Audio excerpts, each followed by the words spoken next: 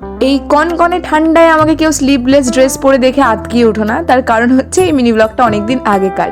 হ্যাঁ, এটা ছিল গরমকালের মিনি ব্লগ, আর এই দিনটা আমি যাচ্ছি হচ্ছে নবদ্বীপ।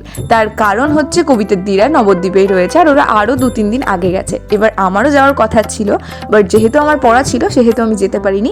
ইনফ্যাক্ট আজকে সকালেও আমার পড়া ছিল, তো পড়ার থেকে এসে আমি দেখি আমার তাড়াতাড়ি চলে এসেছি, তাই আমার ট্রেন পাওয়ার একটা সম্ভাবনা আছে, তাই জন্য আমি বেরিয়ে গেলাম কোনো চিন্তা ভাবনা ছাড়াই। আর আরও একটা রিজন, সেটা হলো আজকে কবিতা দিদির বাড়ি ফেরার কথা, তাই জন্যই চলে গেলাম। ওদিক থেকে পল্লবকেও বলেছিলাম তুই সাহেবতলা থেকে উঠে যাস, তো দুজনেই উঠে গেছি। বাট দুর্ভাগ্যবশত আমাদের দুজনের সাথে দুজনের দেখা হয়নি। স্টেশনে নামার পর আমাদের দুজনের দেখা হয়েছে।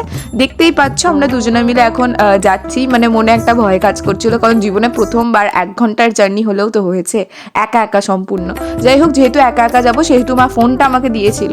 দেখতেই পাচ্ছ দিদিদের এখানে ঠিক কতটা জল জমে গেছে।